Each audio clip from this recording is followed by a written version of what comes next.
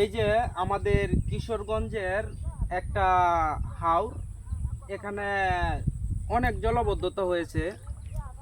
দেখেন এই যে ধানগুলা কেউ আর নিতে সাহস পাচ্ছে না, এবং কি মনে করেন ওই পারে অজস্র ক্ষেত তলিয়ে গিয়েছে, যা আনার মতো কোনো পরিবেশ নাই।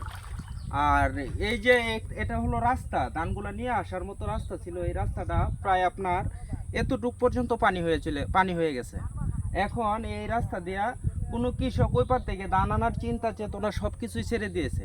আসলে এই রাস্তাটা আমাদের এই উঁচা করা দরকার, এবং কি মনে করেন যে জলবদ্ধতাটা আমাদের যে সুইচ গেটটা আছে, সুইচ গেটে মাইপে মাইপে পানি যায়, মানে অল্প একটু ছিদ্র করা, এই ছিদ্র দিয়ে পানি যায় কভার করতে পারে না, যার ফলেই হয়তো এতটা পানি এখানে জলবদ্ধতা হয়েছে।